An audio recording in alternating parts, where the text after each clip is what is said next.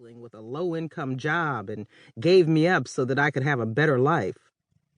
Jessa Bell's house was more beautiful and prominent than this. Her life was golden. Her and Delaney. There was no room for me. There was no excuse for there not to be room for me. I climbed from my car and made my way up the stairs to unlock the double doors. "Hello?" I called out. "Mom, Dad, I'm here." I paused, waiting for my mom to come from whatever room she was in to hug me and kiss my brow, or my father to yell out for me to come to him in his man cave and hug him before sitting to watch sports with him. Neither happened.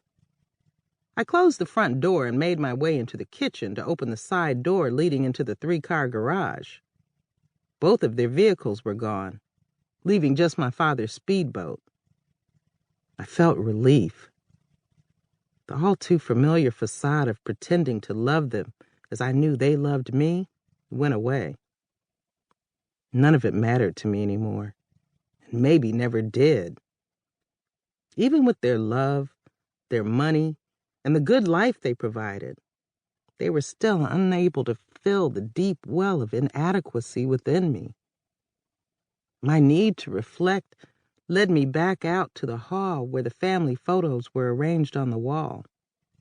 And with every step, I touched a photo of myself, trying to connect with the sad little lost girl putting on such a good front to cover up the fucked up thoughts in my head. Thoughts I began to have from the first time they sat me down and explained to me that I was so special that they chose me to be their little girl. That was at 4 or 5. And even then, I skipped over the good of being special and went to the question of why wasn't I special enough for my real mommy and daddy? After that conversation, everything changed for me. I didn't know it then, but it was a defining moment in my life. They didn't mean it to, but the truth fucked me right on up. I began to feel unwanted, even with all of the love and affection they gave me. Fraud, I whispered to the pictures, capturing the moments of my life. Every year in private school up until my graduation, posing in my uniforms for chess, fencing, debate, and swimming. Behind the wheel of my first car at 16, a brand new cherry red Toyota Solara. In designer gowns at all of my school formals. Posed in front of international monuments from my summers abroad. Even with all of their love and attention, they still didn't see me. I started getting high at the age of 13, foolishly trying to fit in with the rich and privileged kids. They smoked weed, I smoked it too. They laced their blunts, me too. They snorted powder, I fell right in line. And not once did my adoptive parents catch on. They were still clueless that I overdosed and almost died. Hiding shit from them was so damn easy. I stroked my neck, feeling the familiar urge to get high. Even a blunt would do me good right now.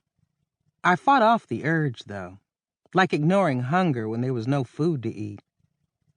I pulled my iPhone from the back pocket of my jeans. Swiping through the photos, I enlarged the one of Jessa sitting at her desk at the office, gazing out the window with a faraway look. She never even saw me standing there, never noticed me watching her. Nothing new. One day she would see me.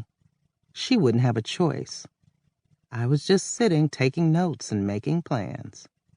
It wasn't quite time. Not yet. I swiped again. Another photo of my mother and her chosen daughter. Delaney, I think is her name. I was at the office when her nanny brought her by to visit our mother. Doesn't matter. Fuck 'em both. The front door opened. I erased the lines of anger on my face with a welcoming smile as my parents entered.